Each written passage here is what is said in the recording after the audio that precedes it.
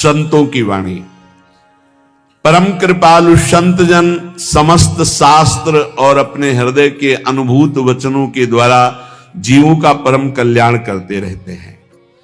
श्री सनक सनंदन सनातन सनत कुमार में से श्री सनातन जी की वाणी। परम मुनि परमहंस श्री सनातन जी हर समय 5 वर्ष की अवस्था में रहते हैं और कोई वस्त्र नहीं धारण करते, दिगंबर। दिग माने दिशाएं, दिशाएं ही जिनकी अंबर है, अर्थात नग्न अवस्था में रहते हैं। ये वर्णन करते हैं कि एकादशी व्रत को हरितोष व्रत कहते हैं। भगवान की प्रसन्नता के लिए, हरिजू की प्रसन्नता के लिए एकादशी व्रत रहा जाता है। प्रायः समस्त वैष्णव जन रहते हैं। जो रसिक जन प्रियाजू के चरणों के अनन्य हैं, उनका एक ही व्रत है, श्यामा श्याम की 8 पहर उपासना करते हुए अपने मन वृत्ति को श्यामा श्याम में समर्पित करना। यहां ज्ञान ध्यान व्रत कर्म जीते सब काहो में नहीं मोहि प्रतीति, रसिक अनन्य निशान बजायो एक श्याम श्यामा पद प्रीति। पर जो एकादशी व्रत रहते हैं परम धन्य है, वो हरितोष व्रत है। अब एकादशी व्रत का नियम क्या है और कैसे एकादशी व्रत का फल मिलता है, कई बार चर्चा हुई। बहुत सुंदर तस्मा शास्त्रम प्रमाणम ते, शास्त्र प्रमाण के अनुसार श्री सनातन मुनि बोल रहे हैं, अथ ते नियमान वच्मि व्रते ह्रस्मिन् दिनत्रये, कास्यम मानुषम मसूरान्नम चणकान को द्रवास्तथा, शाकम मधुपरान्नम च पुनर्भोजन मैथुने, दशम्याम 10 वस्तूनि वर्जयेत वैष्णवः सदा। जिसे एकादशी रहनी हो और एकादशी का फल प्राप्त करना हो, उसको ये नियम पालन करना चाहिए। अथ ते नियमान वच्मि व्रते ह्रस्मिन् दिनत्रये, उसको 3 दिन, एक तो दशमी और एक द्वादशी और फिर बीच में एकादशी, उसको 3 दिन संयम में रहना होता है, तब बीच की एकादशी का उसे फल प्राप्त होता है। जिसे एकादशी व्रत रहना हो उसका नियम है कि दशमी के दिन कांसे के पात्र का त्याग करें। वैष्णव सिद्धांत है कि कभी जिसमें मांस बना उस रसोई का भोजन न ग्रहण करे। मसूर की दाल, चना की दाल, कोदो और कोई भी शाक, शहद, दूसरों का अन्न, दोबारा भोजन और मैथुन, ये दशमी के दिन त्याग दे। एक बार दशमी के दिन भोजन करे 24 घंटे में, क्योंकि एकादशी रहना है। कांसे का पात्र, जिस रसोई में मांस बना उसके भोजन का त्याग, मसूर की दाल, चना, कोदो, शाक, मधु अर्थात शहद और दूसरे के द्वारा दिया हुआ भोजन और दोबारा भोजन और मैथुन क्रिया, इनका दशमी के दिन कभी भी प्रयोग ना करें। इन 10 वस्तुओं से वैष्णव दूर रहे दशमी के दिन। फिर एकादशी के व्रत में,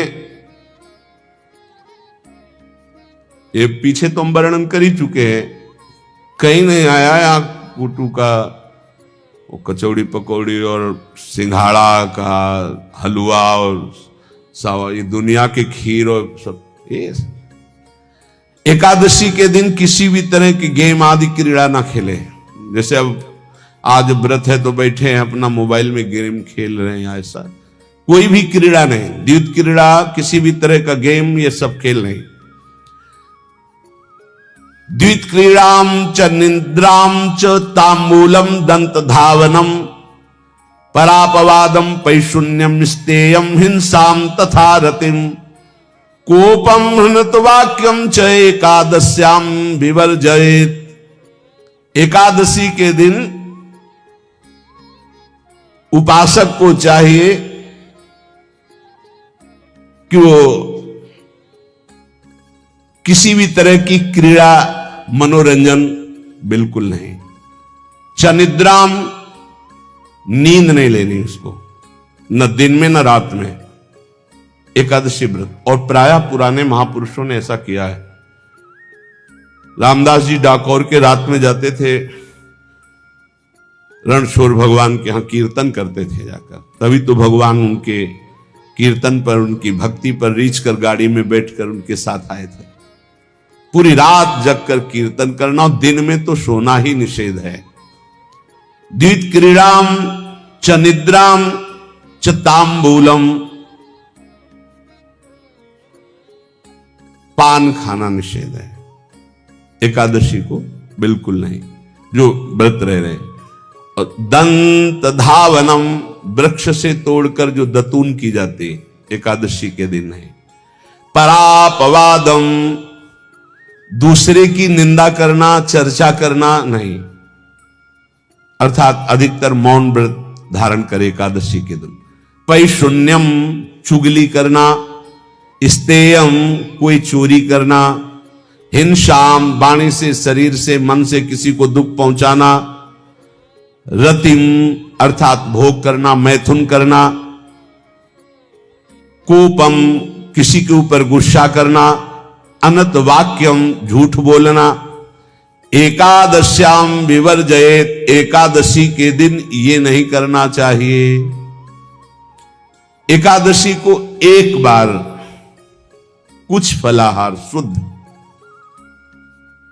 अगर आपके पास कोई व्यवस्था नहीं तो थोड़ा दूध है, जल है, ऐसे आप लेकर, या थोड़ा सा फल ले लिया, थोड़ा सा फल लेकर के प्राण पोषण, एक दिन में मर नहीं जाओगे। कितने तो निर्जला एकादशी रहते हैं, हर एकादशी निर्जला। पूज्य श्री मथुरा दास जी निर्जला ही रहते थे हर एकादशी। चलो भैया, आपकी सामर्थ्य नहीं तो जल 2-4 बार ले लो, एक बार थोड़ा सा दूध और फल ले लो, चल जाएगा काम, प्राणों का पोषण हो जाएगा। ये आचरण न करे, एक बार कुछ आहार ले ले, वो भी शुद्ध भगवद अर्पित प्रसाद। फिर द्वादशी को काश्यम मांसम सुराम छौद्रम तैलम वितथ भाषणम व्यायामम च प्रवासम च पुनर्भोजन मैथुने अस्पृश्य स्पर्श मासूरे द्वादश्याम द्वादश त्यजेत। कांस के पात्र में द्वादशी को भी भोजन न पावे। जिस रसोई में मांस बनाओ उसमें आहार न ले। किसी भी तरह का नशा द्वादशी को न करे। शहद न पाए, तेल के बने पदार्थ न पाए, मिथ्या भाषण न करे और बहुत शरीर का व्यायाम न करे, बहुत थकावट वाले कार्य न करे। दोबारा भोजन न करे, एक बार द्वादशी को भी भोजन पवित्र। मैथुन न करे, जिसका स्पर्श नहीं किया जाता ऐसे पदार्थों का स्पर्श न करे, और मसूर की दाल न खाए। द्वादशी को जो इन नियमों का पालन करता है, दशमी द्वादशी ऐसे और एकादशी ऐसे, तब उसे एकादशी व्रत का फल प्राप्त होता है। जो इस पद्धति से एकादशी, ये जो मनमानी है सब नहीं, हर पदार्थ मिल जाएगा आपको फलाहार में। हर पदार्थ हमको बताया गया कि आपको जो चाहो सब पदार्थ फलाहार का। अरे भाई, हरितोष व्रत है तो हरि प्रसन्नता के लिए एक दिन भूखे रहने बहुत आनंद आता है। पहले भगवत कृपा से ऐसी गंगा जल पी करके कुछ दिन, फिर कभी कभी निर्जला एकादशी का भी आनंद। बड़े संन्यास मार्ग में थे तो बड़े संयम से सब शास्त्रीय पद्धतियों का निर्वाह होता था। उपासक को चाहिए कि इन नियमों से व्रत का अनुष्ठान करे, मनमानी आचरण न करे। सबसे प्रार्थना जो एकादशी रहते हो, हरितोष व्रत इसे कहते हैं, भगवान की प्रसन्नता के लिए रहा जाता है, रहना चाहिए। जो अपनी आचार्य परंपरा में हैं, जैसे जिनका सिद्धांत है, पर रहने का सिद्धांत ये श्री सनत कुमार जी वर्णन, श्री सनक जी महाराज, ये सनत कुमार जी वर्णन की। सनक जी महाराज कह रहे हैं, यदि भगवान का आश्रय नहीं, सत्संग नहीं है, तो इन 4 में से एक हो तो नाश कर देता, फिर चारों हो तो सर्वनाश हो जाता है। यौवनम धन संपत्ति प्रभुत्व विवेकता एकैपमप्यनर्थाय किमु यत्र चतुष्टयम। यदि सत्संग नहीं है, यदि भगवद आश्रय नहीं है और खूब धन हो, जवान अवस्था हो और बढ़िया पद मिला हो, प्रभुत्व चलता हो और अज्ञान हो, फिर क्या कहना है? बोले ये चारों जहां मौजूद होते हैं वहां सर्वनाश का खेल शुरू हो जाता है। अगर इनमें से एक हो तो सर्वनाश करने में पर्याप्त है, और अगर चारों हो तो फिर क्या कहना है? यौवनम जवान हो, धन संपत्ति, खूब रुपया पैसा हो, प्रभुत्व, कोई पद हो, कोई अधिकार हो बड़ा, फिर अविवेकता और अज्ञानी हो, तो बोले एक नाश कर देगा, फिर चारों तो नाश ही कर देंगे। अगर सत्संगी है तो ये चारों महान कार्य कर देंगे। क्या? यौवनम, जवान है, खूब दूसरों की सेवा, मेहनत पूर्वक धन संपत्ति कमाकर माता पिता की सेवा, परिवार की सेवा। ये माता पिता, हमारा वेद कहता है मातृ देवो भव, तैत्तिरीयोपनिषद, मातृ देवो भव, पितृ देवो भव, आचार्य देवो भव, अतिथि देवो भव, यान्य नवद्यानि कर्माणि तानि सेवितव्यानि नो इतराणि, यान्यस्माकः सुचरितानि तानि तोयोपास्यानि नो इतराणि, ये के चास्माच्छेयाः सो ब्राह्मणाः तेषां त्वया स्नेन प्रश्वसितव्यं, श्रद्धया देयम् अश्रद्धया देयम्, श्रिया देयम् ह्रिया देयम् भिया देयम् संविदा देयम्। वेद कहता है मातृदेवो भव, माता साक्षात हमारी भगवान है। देव हरि को कहते हैं, केशव देव जैसे कहा, हरि को कहते हैं गोविंद देव। मातृ देव, माता भगवान है। धिक्कार है उन पुत्रों को जो अपने माता के द्वारा पोषित किए हुए शरीर से हाथ उठाते हैं अपने माता पिता के ऊपर। नरक में तुम्हारी जो दुर्दशा होगी भोगोगे। एक हमको दिखाया गया दृश्य कि अपनी माता की कोख में लात मारता है, थप्पड़ मारता है, पिता बैठा है उसको लात मारता है, थप्पड़ मारता है, बाल घसीट कर गेट तक माता को ले जाता है। अब इनकी जो दुर्दशा होगी ये बोल नहीं पाएंगे, बता नहीं पाएंगे। ऐसी जगह मारा जाता है कि बस तलकते रहो, कुछ कह नहीं सकते, घोर नरकों की प्राप्ति होती। वेद कहता, तैत्तिरीयोपनिषद, मातृ देवो भव। ध्यान से सुन लो, सत्संग है, ये माता साक्षात भगवान है। अगर तुमने मारा वाह भर करके इसके आंसू गिरे, जितने आंसुओं की बूंद से भूमि के कण भीनेंगे उतने कल्प तक नरक भोगोगे। ध्यान रखना, तुम्हारा कभी यश, कभी कीर्ति, कभी श्री, कभी हिरी, ये कभी तुम्हारे उदय नहीं हो सकती। तुम्हारा सर्वनाश हो जाएगा अगर मां पे हाथ उठाया। पितृदेवो भव, पिता साक्षात भगवान है। देखो भगवान अवतरित हुए तो प्रात काल उठ के रघुनाथा, मातु पिता गुरु नावहि माथा। आचार्य देवो भव, माता साक्षात भगवान है, पिता साक्षात भगवान है, आचार्य गुरुदेव साक्षात भगवान है। जो अपनी माता को, अपने पिता को दुख देता है, अपने गुरुदेव की अवहेलना करता है, उसका कभी मंगल हो सकता है? वो कभी सुख प्राप्त कर सकता है? वेद कहता है जो निर्दोष कर्म करते हुए धन कमाकर, कैसा कर्म? निर्दोष कर्म करते हुए धन कमाता है और उस धन से अपने बूढ़े माता पिता और गुरुजनों की सेवा करते, जीवन धन्य है। धिक्कार है उस पुत्र को, धिक्कार उस जवानी को, धिक्कार है उस धन को, धिक्कार उस बुद्धि को जिसको ये सब प्राप्त होने पर भी अपने बूढ़े माता पिता को दर दर के भटकने के लिए विवश कर देते हैं, जो अपने बूढ़े माता पिता को कष्ट देते हैं। जहां वेद कह रहा है मातृ देवो भव, पितृ देवो भव, आचार्य देवो भव, अतिथि देवो भव, चार बातें कही। अतिथि देवो भव, अगर बिना परिचय के कोई आ गया, कह रहा भूखा हूं, भोजन पवा दो, भगवान पधारे हैं, हम कह रहे मत अंदर आने दो, गेट के बाहर पवा दो, तुम्हारा संशय पर उसे भूखा मत जाने दो। अतिथि देवो भव, जो निर्दोष कर्म करके अर्थ कमाकर अपने माता पिता गुरुजनों की सेवा करता है, उसी का जीवन धन है। पशुवत आचरण, मनुष्य शरीर प्राप्त करके राक्षस आचरण, राक्षसों की यही पहचान होती है।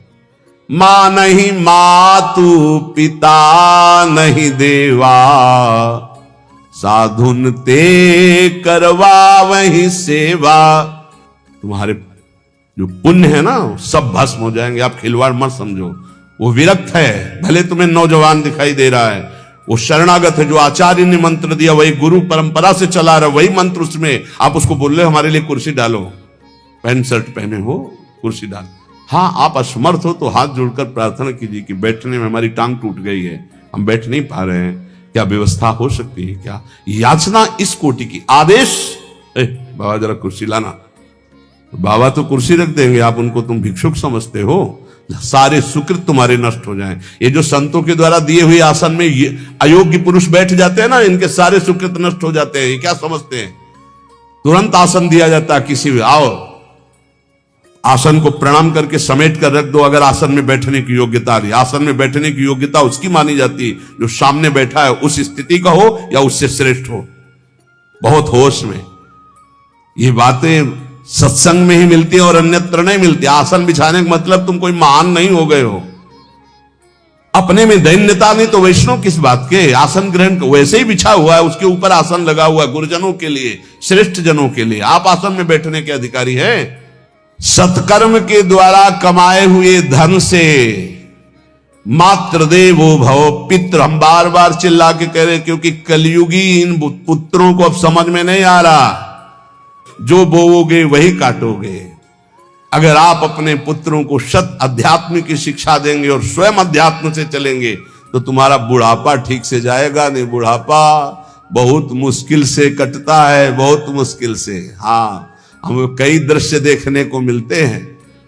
बता रहे एक बार बिंदौर इधर है, इच्छावर फतेहपुर, वहां से भ्रमण करते यार, बड़े मकान से वयोवृद्ध भागते हुए आए, स्वामी जी स्वामी जी स्वामी जी। बहुत कष्ट में हो। क्या कष्ट है आपको? आप तो महल से उतर रहे हैं। ये किसका है? बोले मेरा ही है। तुमका कष्ट क्या है? बोले 4 लड़का है, 4 बहू है, सब खाते पीते हैं, मैं बहुत कष्ट में हूँ, सब कोई अपमान करता है। तुम निकलो फिर बाहर, बाबा जी बनो, भजन करो, भगवान के मार्ग का अनुसरण करो। चौथी अवस्था है। बोले ये तो नहीं हो सकता, रहूंगा तो यही कुछ ऐसा कर दो कि जिससे हमारे बच्चों की बुद्धि बदल जाए, जो हमको पीटते हैं, गाली देते हैं। हमको वो जादू तो हम जानते नहीं, और चल पड़े। और बड़ा अंदर से चिंतन हुआ कि जीव कितना आसक्त है उन्हीं पुत्र परिवार घर में। अब बुढ़ापे का समय है, चौथी अवस्था में अगर घर ही में रह के भजन करो तो झंझट नहीं होगी। जो मिले जैसे मिले जीवन यापन करो, भजन करो, लेकिन प्रभु से मतलब नहीं। तो जितने भी जवान भाई बहन सुन रहे हैं, आप अपने माता पिता को, यहां हमारा वेद कहता है मात्र देवो हो, माता भगवान है, पितृ देवो हो, पिता हमारा भगवान है। धर्म के द्वारा कमाए हुए धन से माता पिता की सेवा करो। दूसरे दोष युक्त कर्मों का कभी आचरण मत करो। यन्नस्मा कहो सुचरितानि तानि तोयो पापाश्यानि नो इतराणि। सुंदर आचरण करो जो महापुरुषों के द्वारा विधान किए गए हैं, पाप आचरण कभी मत करो। हमारे आचरणों में से एक भी ऐसा आचरण नहीं होना चाहिए जो दूसरे को दुखी करके धन संपत्ति लेने वाला हो। वेद कहता है पापाचरण किया और आपको गड्डी पकड़ा दी, आप निर्दोष को दंड दे दिए और दोषी को धन के कारण मुक्त कर दिए। अब आपके परिवार में जो तांडव मचेगा वो झेल नहीं पाओगे, चाहे कोई भी हो। बहुत ध्यान से सुनना, है सत्संग है, ये शास्त्र है।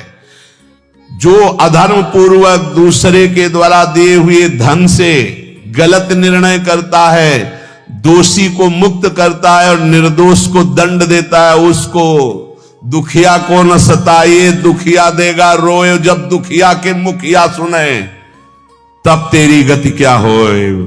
मर्सिडीज गाड़ी में भून जाओगे भुट्टे की तरह अंदर, कोई सांस लेने की जगह नहीं मिलेगी। कैसे? आगे से गाड़ी में किसी कारण आग लग गई, चलती गाड़ी में। अब आजकल सब रिमोट का सिस्टम होता है, वो तार जल गए जिनसे गेट खोला जाता है। अब गेट लाख लोग हैं आसपास, कोशिश कर रहे हैं, न गेट खुल रहा है न शीशा तोड़ा, भम मचा हुआ है। चीखते हुए अंदर एक एक परिवार का सदस्य भस्म हो रहा है। क्यों? किसी के परिवार को उजाड़ा तुमने, किसी के निर्दोष की तुमने दंड विधान किए हैं, पापाचरण किए, वो भोगना पड़ेगा। इसीलिए बार बार तुम्हें भयावह शब्दों से कहते हैं, कोई तुम्हें दंड नहीं देगा, तुम्हारे कर्म हर समय तुम्हारी खोपड़ी में सवार हो, वही तुम्हें दंड देंगे। इसलिए हमारा वेद कहता है, यन्यस्माकः सुचरितानि तानि तोयो पापास्यानि नो इतराणि। जिसमें महापुरुष विधान किए हैं कि यह आचरण करो वो सुकृत है, और जिसे मना करते ऐसे पापाचरण मत करो, कभी दूसरे का अहित मत करो। जो कोई भी हमसे श्रेष्ठ गुरुजन है उनका आदर करो, उनको आसन दो, उनको विविध पदार्थों से सुख पहुंचाओ, विश्राम कर लेने के बाद वार्ता करो। श्रद्धा पूर्वक माता पिता गुरुजन अतिथि इनकी सेवा करना परम धर्म है। अश्रद्धा पूर्वक इनको कभी मत बर्ताव करो। बोलना, भोजन ले, बूढ़े जनों को ऐसे देखा है, ऐसे बड़ा कर लो, तुम्हारी भी बुढ़ापा आएगी, पता नहीं आ पाएगी कि नहीं आ पाएगी। अगर आएगी तो बहुत बढ़िया आएगी, तुम्हें ऐसे सताएगी कि आप देख लेना। बहुत हमारा हृदय इस बात से पीड़ित हो जाता है कि मां के प्रति ऐसा बर्ताव, जिस मां ने इतना पिता की क्षमता से हजारों गुना बढ़कर माता का प्यार होता है। ऐसे माता को, ऐसे पिता को हमें तो लगता है रोज चरण धो के पीना चाहिए। भगवान साक्षात इनमें विराजमान है। भगवान सच्ची कहता हूं, जो अपने माता पिता को त्रास देते हैं भगवान भी रक्षा नहीं करेंगे, कोई दान पुण्य तुम्हारा काम नहीं आएगा। क्योंकि ऐसे महामहिम पूज्य माता पिता के प्रति आप ऐसा देखो, प्रार्थना करते, चाहे गाली बकने वाले, गुस्सा करने वाले माता पिता हों, यदि वो चल नहीं पाते, वयोवृद्ध है, तो भगवान की तरह पूजा करो, उनके व्यवहार को मत देखो, तुम्हारा काम बन जाएगा, उनका आशीर्वाद आपको मिल जाएगा। आर्थिक स्थिति के अनुसार अतिथि की सेवा करो, गुरुजनों की सेवा करो, भय से भी युक्त होकर सेवा करो। अधिकार है माता पिता का, गुरुजनों का। यदि आप सेवा नहीं करोगे तो अपराध लगेगा। इतना बड़ा शरीर पैदा किया है, लेबरी करो, रिक्शा चलाओ, उससे जो मिले अपने माता पिता की सेवा करो। तो यहां कह रहे कि ये चार अगर आपके पास हैं, इनका सदुपयोग नहीं हो। यौवनम धन संपत्ति प्रभुत्व अविवेकता एकैपमप्यनर्थायम किमु यत्र चतुष्टयम। यदि धन है, जवानी है, आपका प्रभुत्व चलता है, बड़े पद में हो और अज्ञानी हो, एक तो सर्वनाश कर देता, फिर चारों हो तो सर्वनाश पक्का। और यदि कहीं भगवान का आश्रय मिल जाए, संत जनों, तो ये परम मंगलदायक है। अविवेक विवेक में बदल जाता है। जो धन है, इसकी तीन गतियां बताई गई हैं।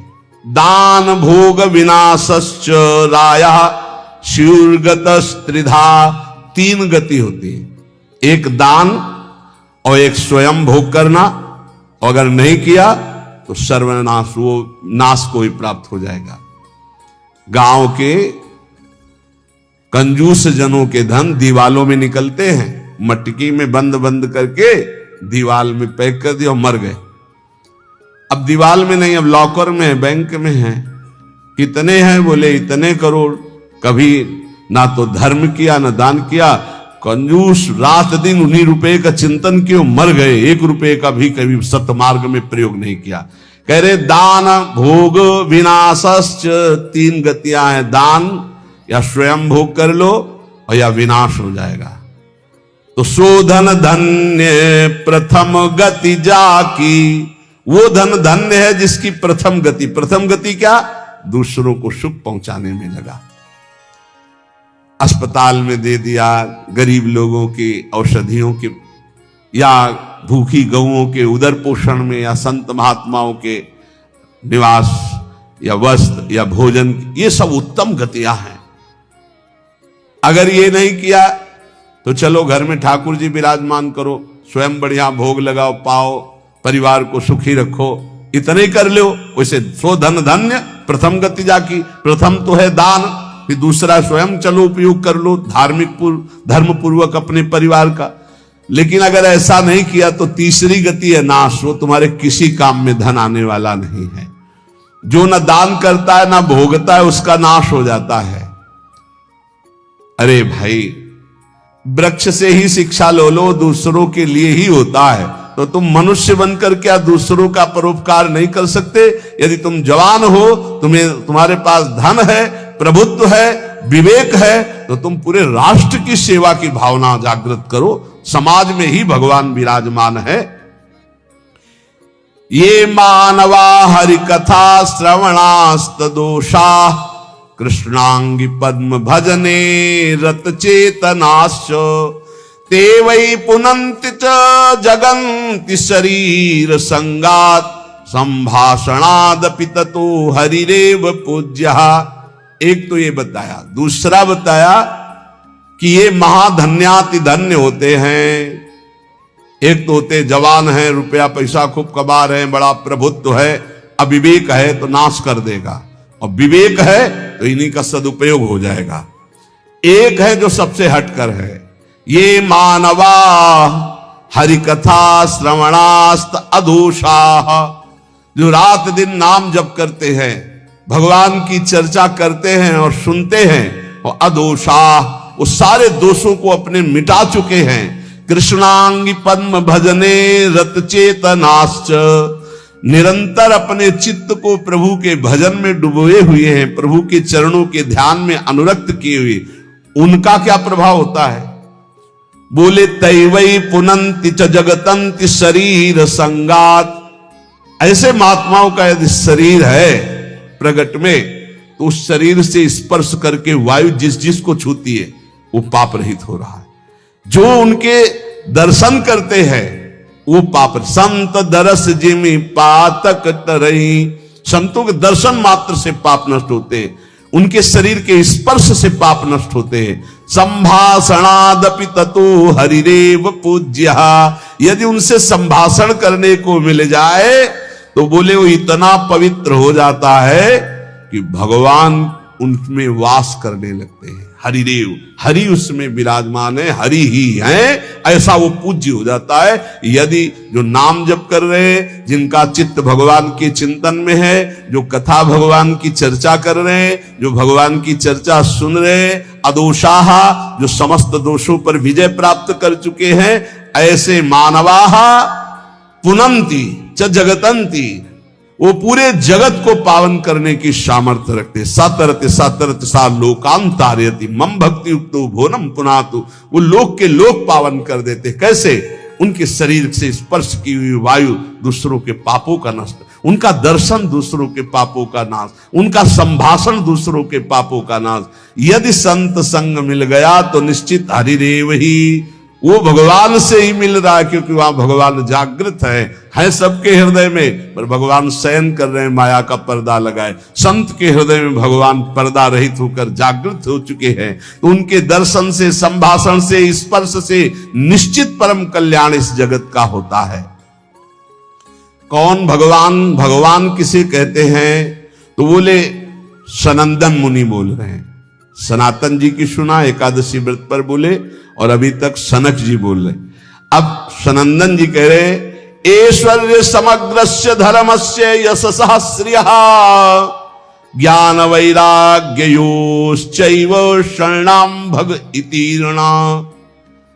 संपूर्ण ऐश्वर्य, संपूर्ण धर्म, संपूर्ण यश, संपूर्ण श्री, संपूर्ण ज्ञान, संपूर्ण वैराग्य, ये 6 जहां विराजमान हैं उन्हें भगवान कहते हैं। ये पूर्ण रूप से भगवान में ही विराजमान है और जिसमें ये सामर्थ्य है उसे भगवान कहते हैं। उत्पत्ति प्रलयम चैव भूतानामा गतिम गतिम वेत्ति विद्याम अविद्याम च सवाच्यो भगवानिति।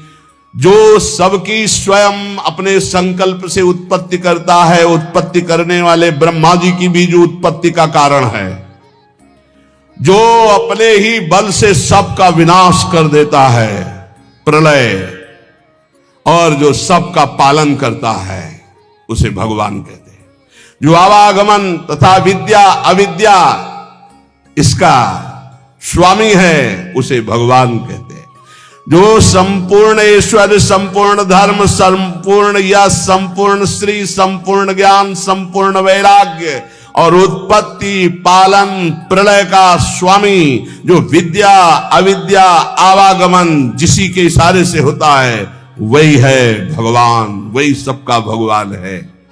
इसलिए जो उपासक भगवान की आराधना करता है वो ये देखे, सा एवाधस्तात वेद, सा उपरिष्टात्, सा पश्चात, सा पुरस्तात्, सा दक्षिणतः, सा उत्तरतः, सा एवेदः सर्वमित्यथातो अहंकार देश एवाहमेवाधस्तादः मुपरिष्टादहम पश्चादहम पुरस्तादहम दक्षिणोतो हो मुत्तरोतो हो मे वेदः सर्वमिति। वो जो भगवान है कहा है?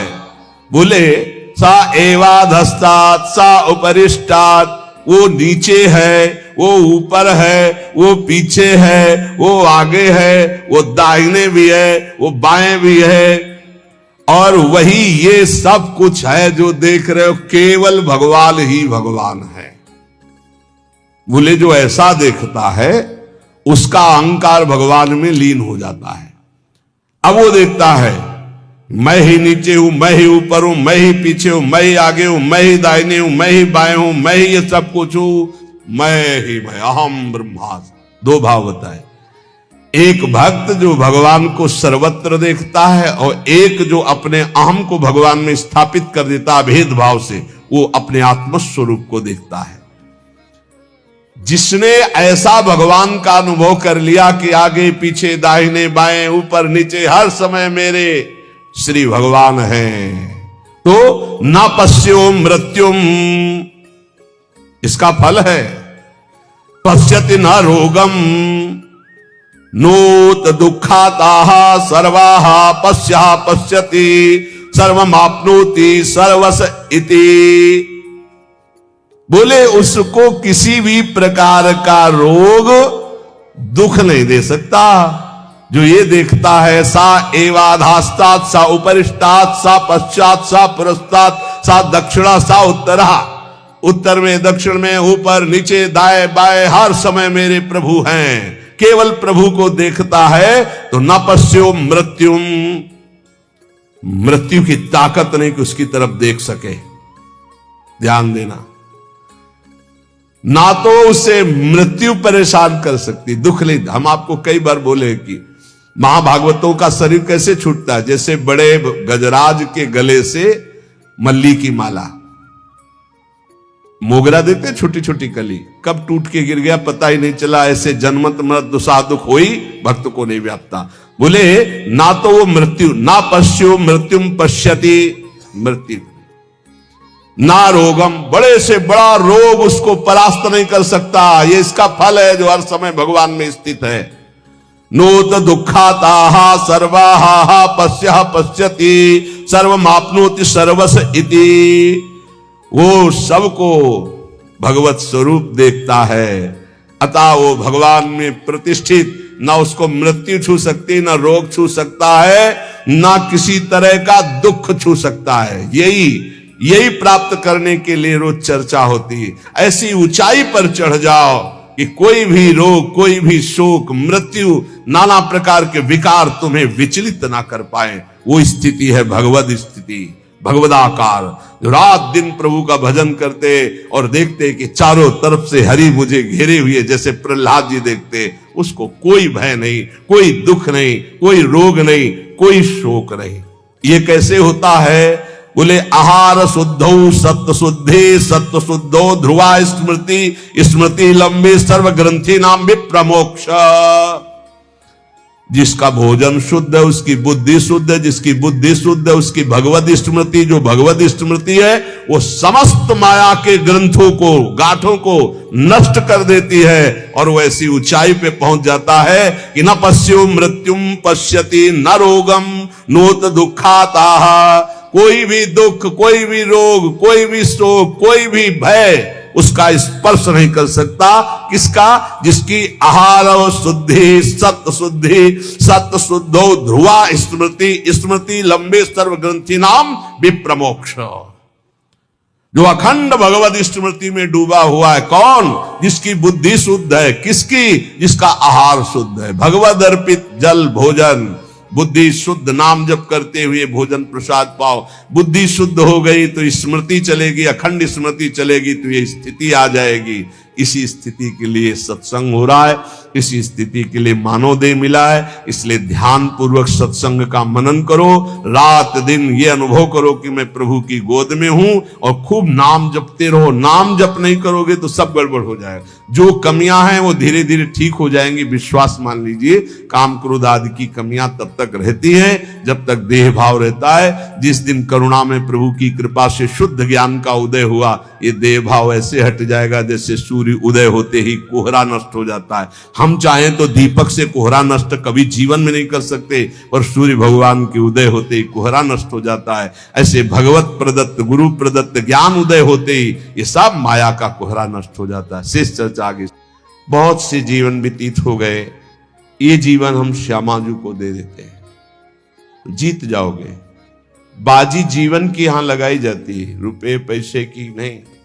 यहां जीवन की बाजी। त्यक्त्वा सर्वान गृह द्वार, सब एक दांव में रख दिया पूरा जीवन, तो जीत जाओगे। नागरीदासी जन्म जितायो बलिहारी बलिहारी।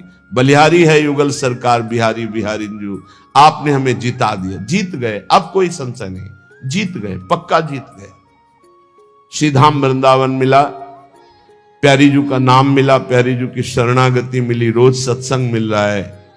अब कह सकते हैं अहो भाग्य है, अब हम जीत गए। प्यारी जू के चरणारविंद की प्रीति, प्यारी जू के चरणारविंद की सेवा निश्चित मिलेगी, निश्चित। हम अनन्य भाव से केवल इस द्वार को ना छोड़ें, अपनी टेक पक्की होनी चाहिए। उधर से तो बड़ी उदारता ही उदारता है। यदि ऐसा नहीं तो संत वाणी, महापुरुष जन कहते हैं, शोक स्थान सहस्त्राणी भय स्थान शतानि च, दिवसे दिवसे मूढ़ माविशंति नौ पंडितम। यदि तुमने भगवत प्राप्ति नहीं की तो मानव देह में हजारों ऐसे स्थान हैं जहां तुम संकटों में फंस जाओगे। हजारों सैकड़ों स्थान हैं जो तुम्हें शोक मग्न कर देंगे। प्रतिदिन तुमसे ऐसे कर्म बनेंगे जो तुम्हारी दुर्गति करा देंगे।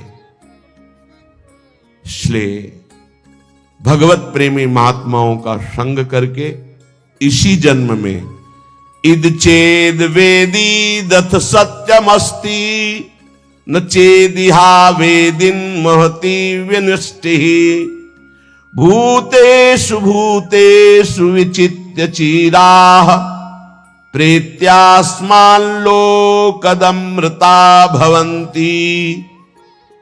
इस मनुष्य शरीर को प्राप्त करके यदि परब्रह्म परमात्मा भगवत तत्व को जान लिया, पा लिया, तो सब पापों से, सब शोकों से, सब दुखों से मुक्त हो गए और तुम बहुत कुशल और धन्यवाद। और यदि इस शरीर के रहते नाचेदिहा वेदिन महति विनष्टे, इस शरीर के रहते रहते तुमने भगवत प्राप्ति नहीं की, उस ब्रह्म तत्व को नहीं जाना, तो तुमने अपना सर्वस्व विनाश कर लिया। ये वेद कहता है। सोचो, बुद्धिमान पुरुष हो, सोचो, तुम्हारे जीवन का लक्ष्य भगवत प्राप्ति है। यदि भगवत प्राप्ति कर ली, ई चेद वेदी दथ सत्यमस्ति, यदि तुमने उस परम सत्य को पा लिया, जान लिया, तो बहुत कुशल हो, धन्यवाद, तुम्हारा परम मंगल हो गया। यदि भगवत प्राप्ति शरीर रहते हुए नहीं की, ना चेदिहा वेदिन महते विनष्टि, बहुत बड़ी हानि हो गई, तुमने अपना सर्वनाश कर लिया, कुछ नहीं तेरे पास है।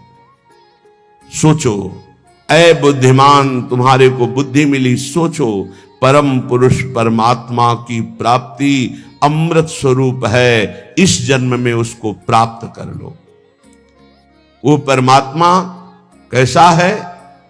एको देवः सर्वभूतेषु गूढ़ः, सर्वव्यापी सर्वभूतांतरात्मा, कर्माध्यक्षः सर्वभूताधिवासः, साक्षी चेता केवलो निर्गुणश्च।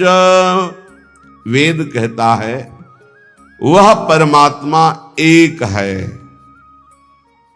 दो नहीं है। ये जितना अलग अलग मेड़ बंधी, वो सब मेरे ही प्रभु के नाम है, मेरे ही प्रभु के संप्रदाय है, मेरी ही प्रभु की आराधना, कोई और नहीं। हम किसी और की आराधना नहीं करते, ध्यान रखना। हमें किसी और की कृपा की आकांक्षा नहीं है। यहां जो भी हो रहा यंत्रवत हो रहा, मेरी स्वामिनी जी करवा रही।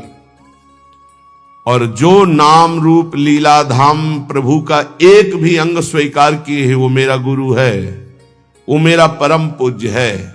मैं किसी और का पूजन नहीं करता हूं, मैं अपने गुरु का पूजन करता हूं, मैं अपने इष्ट का पूजन करता हूं। यहां इष्ट श्यामा श्याम और पार्श्व में जितने विराजमान हुए हैं और होंगे और होते रहेंगे, वो सब मेरे गुरु होंगे। अखंड मंडलाकारम व्याप्तमेन चराचरम तत्पदम दर्शितमेन तस्मै श्री गुरुवे नमः। सबे संत गुरुदेव हैं, व्यासै या परतीति। एको देवः, ये वेद कह रहा है, बिल्कुल स्पष्ट, ये दिमाग में बैठा लो। परमात्मा कैसा है? एको देवः, वो एक है। सर्वभूतेषु गूढ़ः, उस समस्त शरीरों में गूढ़ रूप से छुपा हुआ है, वो रहस्य रूप से छुपा छुपी का खेल खेल रहा है। समस्त शरीरों में एक ही परमात्मा है, समस्त उपासनाओं का एक ही परमात्मा इष्ट है। उसे कितने नामों से, अनंत नामों से बोलो, पर वो है एक। एको देवः है कहां? सर्वभूतेषु गूढ़ा, इन्हीं समस्त शरीरों में गूढ़ रूप से छुपा हुआ है।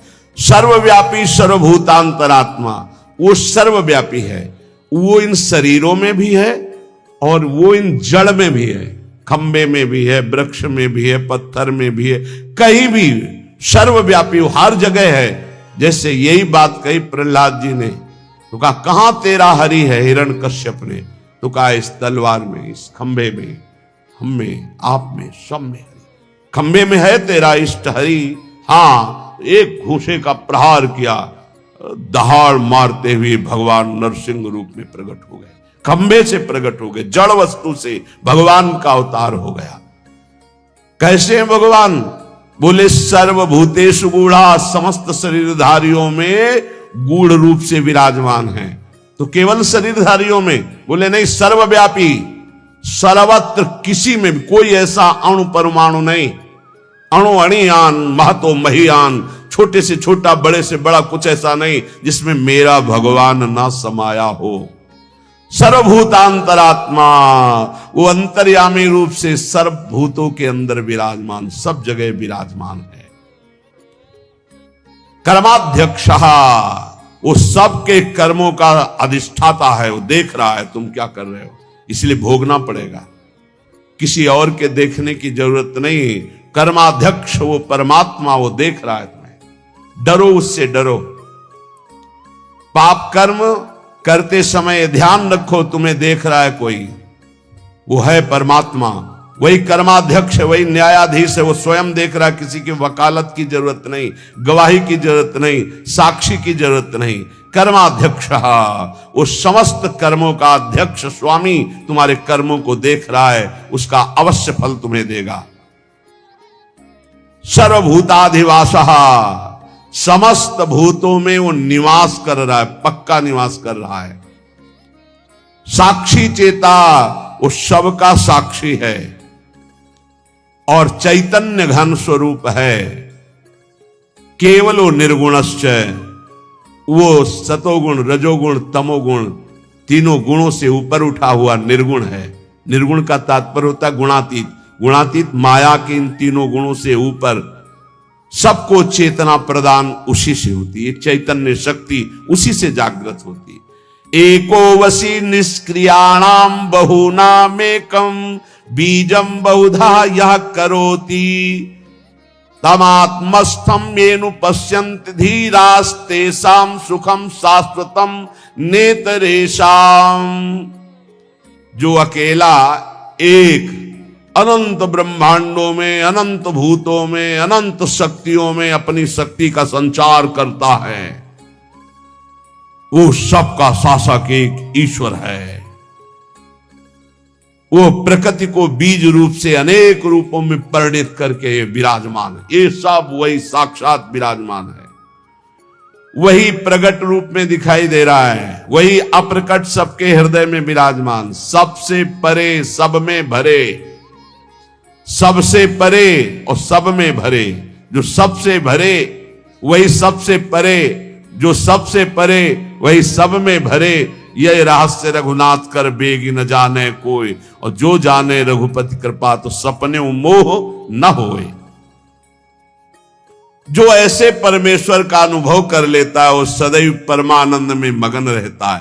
तेसाम सुखम शाश्वतम नेतरेषाम, जो सबसे परे, सब में भरे, ऐसा अनुभव कर ले। यो माम पश्यति सर्वत्र सर्वम च मयि पश्यति तस्याहम न प्रणश्यामि सच में न प्रणश्यति। वो कभी मेरे से दूर नहीं होता, मैं कभी उससे दूर नहीं होता। जो ये जान जाता है सब में श्री भगवान है और सब श्री भगवान में है। विराट रूप भगवान में सब वास कर रहे, सूक्ष्म रूप भगवान सबके हृदय में वास कर रहे हैं। नित्यो नित्यानाम चेतनश्चेतनानाम एको बहुनाम यो विदधाति कामान तत्कारणम सांख्य योगाधिगम्यम ज्ञात्वा देवम मुच्यते सर्वपासई। देखो ये वेद है, इसको समझ लोगे तो कभी संशय नहीं होगा। वो परमात्मा एक है, वो सर्वव्यापी है, वो सर्वसाक्षी है, वो कर्माध्यक्ष है, वो समस्त प्राणियों में विराजमान अकेला, सबको जीवनी शक्ति, बौद्धिक शक्ति सबको वही दे रहा है। जो एक नित्य चेतन परमात्मा है, वही तुम्हारे कर्मों के फल का विधान करने वाला है। इसलिए बहुत शीघ्र ज्ञान योग से, कर्म योग से, भक्ति योग से उस परमात्मा को प्राप्त कर लो और जीवन मुक्त हो जाओ।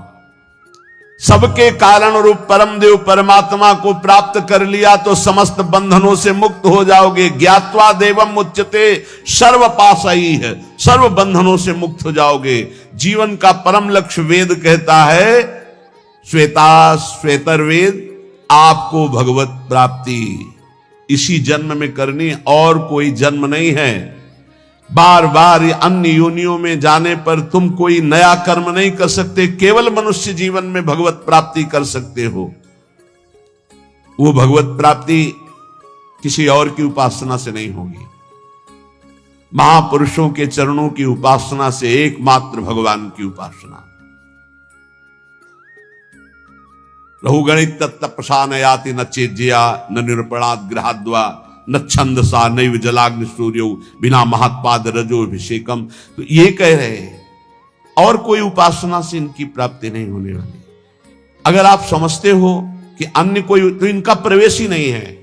न तत्र सूर्यो भाति न चंद्र तारकम, न सूर्य का वहां प्रवेश है, न चंद्रमा का प्रवेश है कि अपने प्रकाश सहित पहुंच जाए परम धाम में, ब्रह्मधाम में, ब्रह्म स्वरूप में। न तत्र सूर्यो भाति न चंद्र तारकम नेमा विद्यतो भांति कुतोयम अग्नि, न अग्नि न बिजली न चंद्रमा न सूर्य, इन तेज त्रिभुवन को प्रकाशित करने वालों की सामर्थ्य नहीं कि उसमें प्रवेश पा सके। तमेव भांतम अनुभाति सर्वम तस्या भाषा सर्वमिदं विभाति, क्योंकि ये सब उससे प्रकाशित होते हैं, उसी परमात्म तत्व से। इसलिए जो सबका परम प्रकाशक है उस परमात्मा की प्राप्ति इसी देह में, मनुष्य देह में आप कर सकते हैं। जो इस मनुष्य देह को प्राप्त करके भगवत प्राप्ति नहीं करता है वो अपना भारी पतन कर रहा है। पर भगवत प्राप्ति कौन कर सकता है?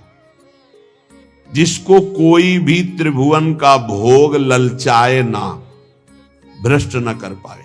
ये तैयारी करनी पड़ेगी ये सत्संग से।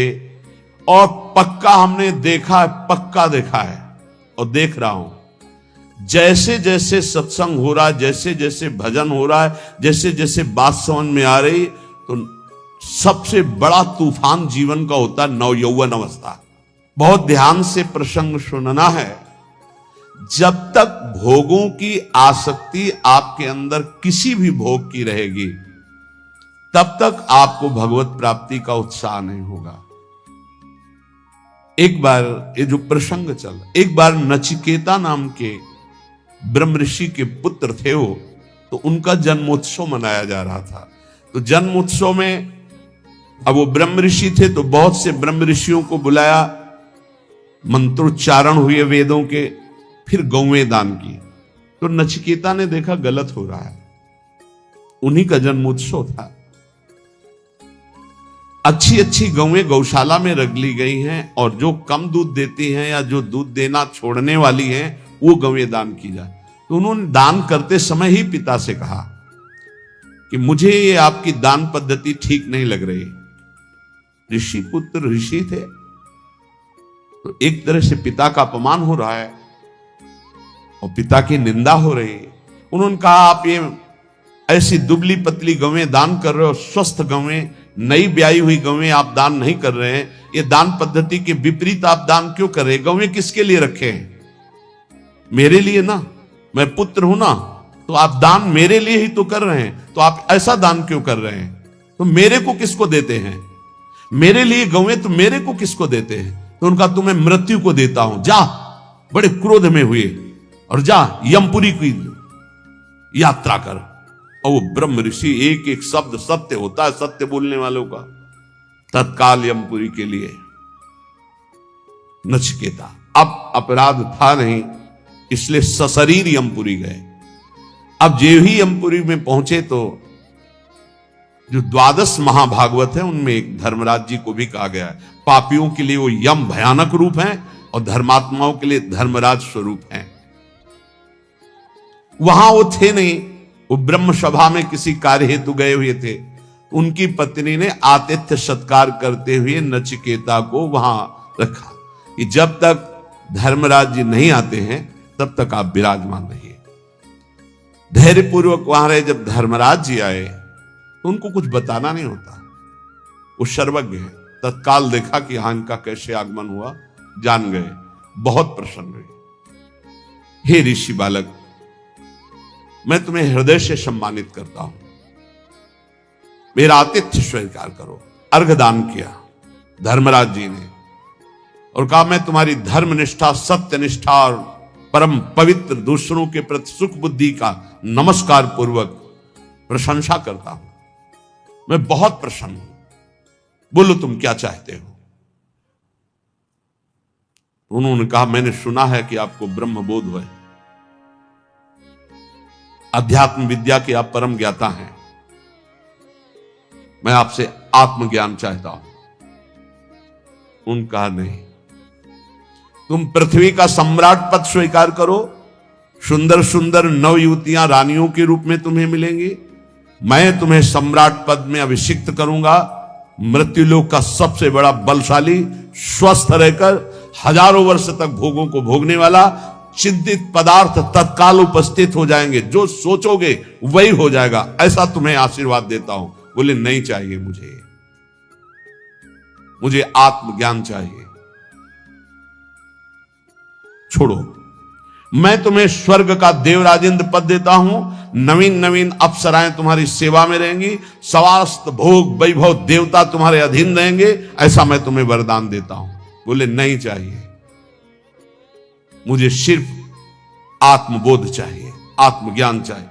क्या क्या नहीं लालच दिया, जब कोई भी बात स्वीकार नहीं का, आत्मज्ञान चाहिए, तब बोले श्रेयश्च प्रेयश्च मनुष्य में तस् तौ संपरित्य विविनक्ति धीरः श्रेयो ही धीरे भी प्रेयसो व्रणीते प्रेयो मंदो यज्ञ क्षेमात् व्रणीते। हे नचिकेता, तुम महान हो। जब कोई भगवत मार्ग में चलना चाहता तो उसके सामने दो वस्तुएं होती है, एक श्रेय और एक प्रेय। श्रेय कहते हैं जिससे भगवत प्राप्ति होती है, प्रेय कहते हैं जिनसे भोगों की प्राप्ति होती है। दोनों सामने रखे जाते हैं। किनके? हमारे तुम्हारे ऐसे साधारण के नहीं, जिनका दृढ़ लक्ष्य बन गया भगवत प्राप्ति। अब जो भोग चाहिए वो सब मिलेगा, उसको फ्री मिलेगा, भोगो, और उत्तम भोग उसको एकांत में दिया जाएगा, भोगो। अगर प्रेय भोग लिया तो श्रेय की प्राप्ति का अधिकार क्षीण होने लगता है। अगर प्रेय को ठुकरा दिया तो श्रेय की प्राप्ति, श्रेय माने कल्याण, परम भगवत प्राप्ति, परमानंद की प्राप्ति, प्रेय भेजा जाएगा। यहां तो प्रेय के लिए ही श्रेय को स्वीकार कर रहे, भगवान को साधन मान रहे हैं और भोगों को साध्य मान रहे हैं, जबकि साध्य भगवान होने चाहिए, भोगों को साधन बना दो। नचिकेता, तुमने प्रेय को ठुकराया है, तुम श्रेय के अधिकारी हो। ध्यान देना, ये भगवत पार्षद हैं सब, ऐसे आप आगे नहीं बढ़ेंगे, आपके लिए भेजा जाएगा। ये ले लो, भगवान को छोड़ो, ये ले लो, भजन छोड़ो, ये ले लो। कोई वासना लेके जाओगे, भरपूर वो वासना की पूर्ति की जाएगी भजन छुटवाने के लिए। ये अंदर बैठा ये संत वाणी इसीलिए सुना रहे बड़े बड़े महापुरुषों की। प्रेय और श्रेय दोनों साधक के सामने रखे जाते हैं। बुद्धिमान उपासक को दोनों पर भली भांति विचार करना है कि ये प्रेय तो बहुत जन्मों में भोग चुका हूं, अब इस जन्म में नहीं, इस जन्म में मुझे भगवत प्राप्ति करनी है। वो श्रेष्ठ बुद्धि परम कल्याण के साधन के सामने समस्त भोग, सम्मान, प्रतिष्ठा को त्याग करके श्रेष्ठ समझकर भगवत प्राप्ति को आगे बढ़ता नहीं चाहिए। परंतु जो मंद बुद्धि वाला होता है वो योगक्षेम की इच्छा रखकर भोगों को स्वीकार कर लेता है और परम कल्याण से वंचित हो जाता है। सत्वं प्रियान प्रिय रूपाश्च कामान विध्यायन नचिकेतो तिस्राक्षी नैताः श्रृंकाम वित्त मयी मवाप्तो यस्याम मज्जन्ति बहवो मनुष्याः। बहुत सुंदर प्रसंग है। हे नचिकेता, उन्हीं मनुष्यों में तुम ऐसे निष्प्रिय निकले कि तुमने न मृत्युलोक, न स्वर्गलोक, न किसी भी भोग को स्वीकार किया। तुमने अत्यंत सुंदर लुभावने हमारे दिए हुए भोगों को ठुकरा दिया। तुम्हें सुंदर रूप मिलता, सम्राट पद मिलता, परलोक में सब भोग मिलते, तुमने भली भांति उनका त्याग कर दिया, कहीं नहीं विचलित हुए। मेरे लोभ देने पर भी तुमने संपत्ति श्रृंखला को ही छोड़ दिया। तुम किसी लोभ में नहीं फंसे जिसमें प्रायः सब फंस जाते हैं। अविद्याया मंतरे वर्तमानाः स्वयं धीराः पंडितम मन्यमानाः दंद्रम्यमाणाः पर्यन्ति मूढ़ा अंधे नैव नीयमाना यदांधाः। ये अज्ञान के द्वारा ग्रसित लोग, अपने को बुद्धिमान और विद्वान मानने वाले, ये भोगों में कैसे फंस जाते हैं? ये मूर्ख हैं जो भगवान को प्राप्ति के इस मानव देह में तप और संयम जितेंद्रियता का त्याग करके ये भोगों में फंस जाते हैं, फिर नाना योनियों में भटकते हैं, ठोकरे खाते हैं। इनकी वही दशा है जैसे अंधे के पीछे कोई अंधा लाठी पकड़कर चले, दोनों कुएं में गिर जाएं। ऐसे ये अपने को समझते तो बुद्धिमान है, विद्वान है, पर जो भोगों में रत है वो मूर्ख हैं। वो नाना योनियों में भटकेंगे और उनके पीछे चलने वालों की वही दशा होगी जो अंधे की लाठी पकड़ करके अंधा चलता है तो दोनों कुएं में गिरते हैं। अंधे नैव नियमाना यथांधाः न जायते म्रियते वा विपश्चिन्नायं कुतश्चिन्न बभूव कश्चित् अजो नित्यः शाश्वतोऽयं पुराणो न हन्यते हन्यमाने शरीरे। कठोपनिषद। नित्य नचिकेता, तू ज्ञान स्वरूप आत्मा है। उपदेश करने का जब सब भोगों से नकार दिया, नहीं चाहिए मुझे आत्मज्ञान चाहिए, तो न जायते मृते वा विपश्चित् नायम कुतश्चिन्न बभूव कश्चित् अजो नित्या शाश्वतोऽयं पुराणो न हन्यते हन्यमाने शरीरे। हे नचिकेता, तो नित्य ज्ञान स्वरूप आत्मा है, न तेरा जन्म है न तेरा मरना है, ना तेरा किसी से जन्म हुआ है न किसी से तेरी मृत्यु होगी, ना तू किसी का कार्य है ना तू किसी का कारण है। तू अजन्मा है, नित्य है, एक रस रहने वाला पुरातन आत्मा है जो न कभी क्षय को प्राप्त होता है न वृद्धि को प्राप्त होता है। ये तेरा शरीर, ये शरीर नाशवान है, ये नष्ट हो जाएगा। तू अजन्मा है, एक रस है। नायमात्मा प्रवचने न लभ्यो न मेधया न बहुना श्रुतेन यमे वैस वृणुते तेन लभ्यस तस्यैष आत्मा विरुणुते तनुष्वाम। ये परब्रह्म परमात्म तत्व का बोध न प्रवचन से मिलता है, ना बहुत मेधया बुद्धिमानी से मिलता है, ना बहुना श्रुतेन बहुत सुनने से मिलता है। ये जिसको वर्ण कर लेता है उसको अनुभव में आता है। वर्ण कौन? आत्मा किसको वर्ण करता है?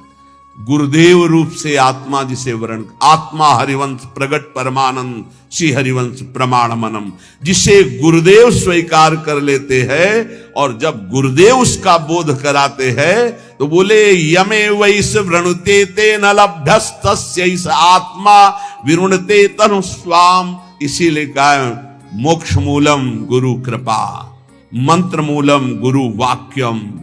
ये बहुत सुनने से, बहुत प्रवचन करने से, बहुत बुद्धिमान होने से आत्म तत्व का बोध नहीं होता। आत्म तत्व का बोध होता है आत्मस्वरूप गुरुदेव जिसे स्वीकार कर लेते हैं, जो गुरुदेव की आज्ञा में चलता है उसे बोध हो जाता है।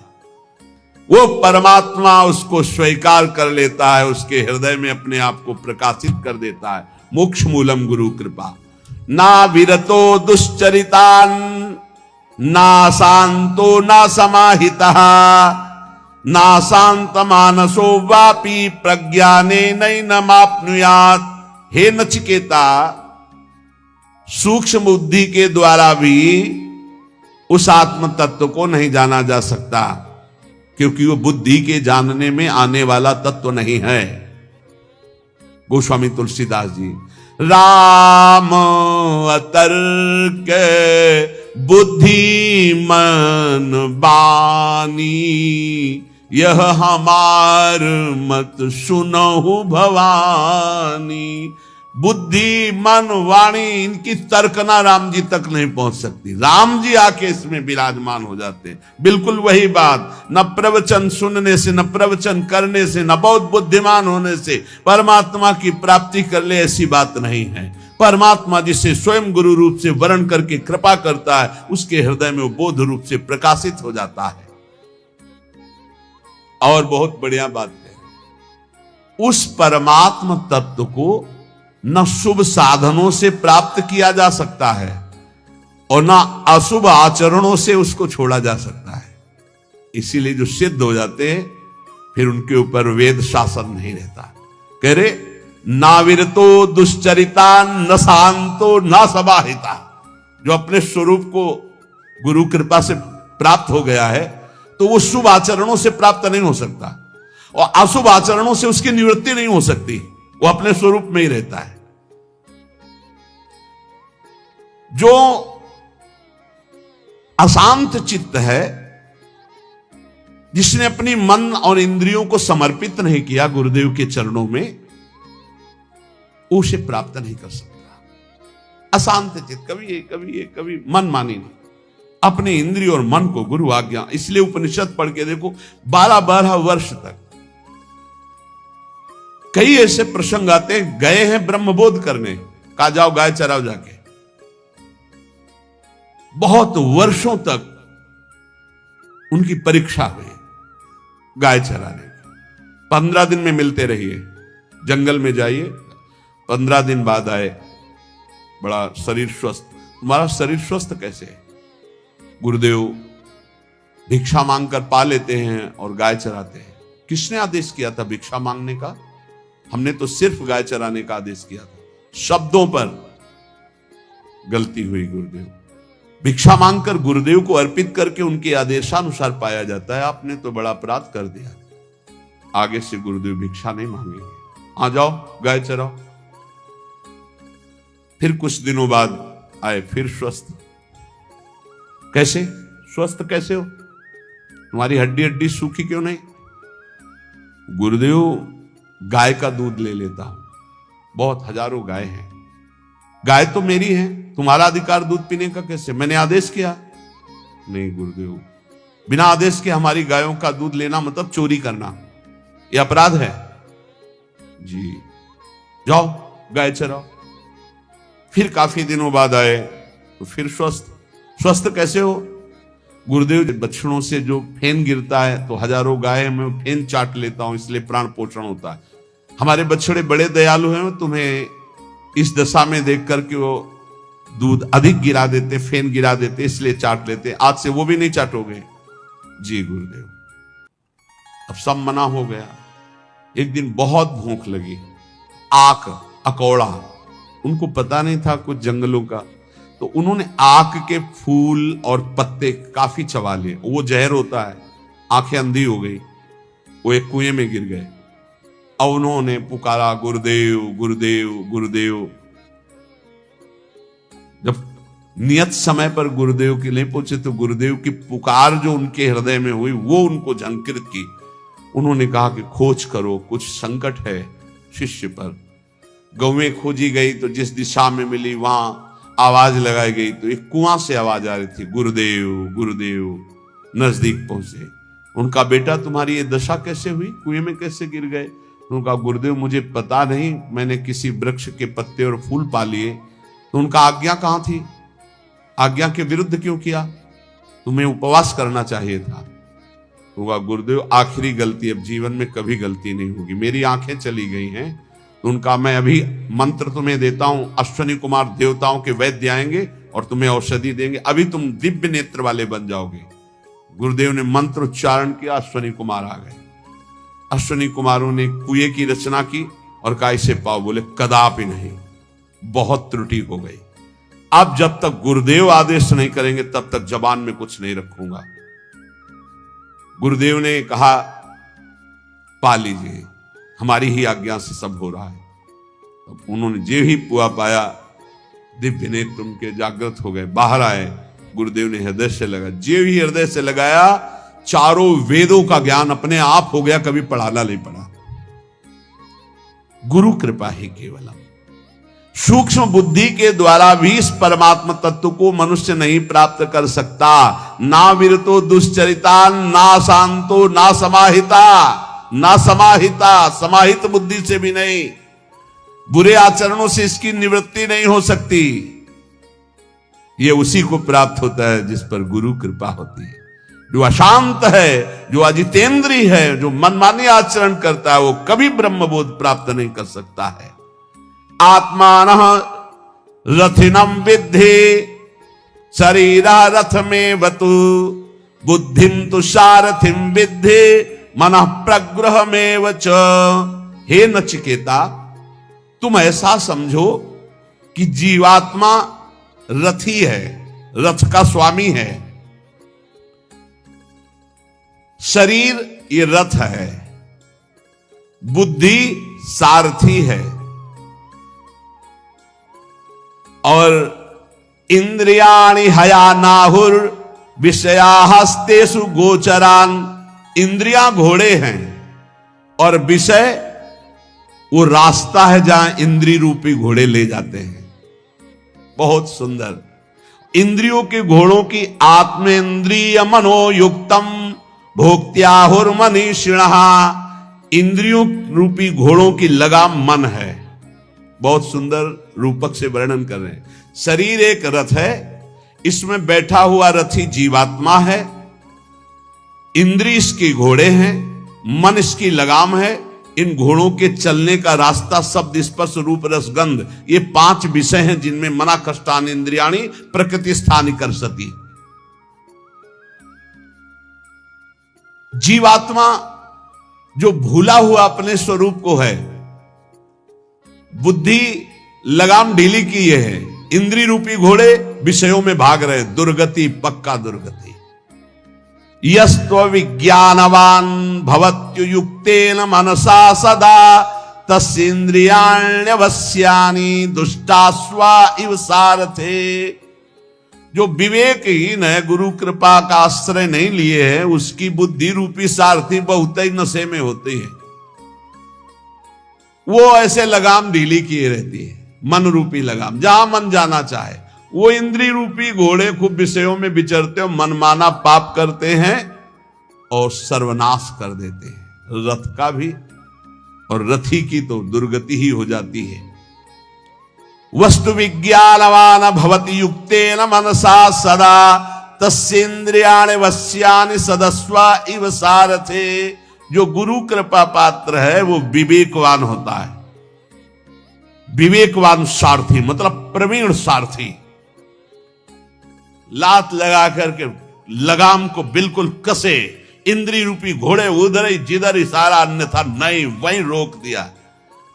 वस्तु विज्ञानवान भवति, गुरु कृपा से जो तत्व को जानता है, युक्तेन मनसा सदा, युक्ति से मन रूपी लगाम को खींचे हुए है, तो तस्येन्द्रियाणि वश्यानि, इंद्रिय रूपी घोड़े उसके वश में हैं। सदस्वा इव सारथे, अब सारथी के अनुसार वो सही मार्ग में चलते हैं।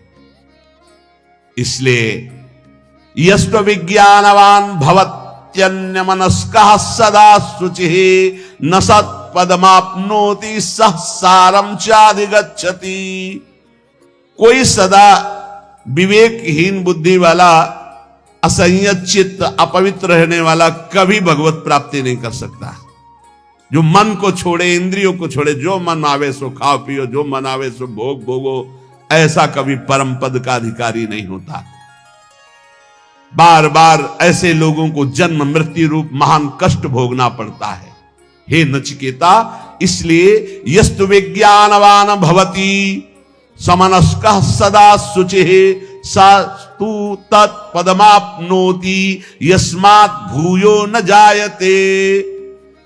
जो सदैव गुरुजनों का सेवन करता है, वो सावधान बुद्धि वाला, संयत चित्त इंद्रिय रूपी घोड़ों को अपने वश में किए हुए, पवित्र हृदय, पवित्र शरीर, वो ऐसे परम पद को प्राप्त होता है जहां जाने के बाद फिर आना नहीं होता।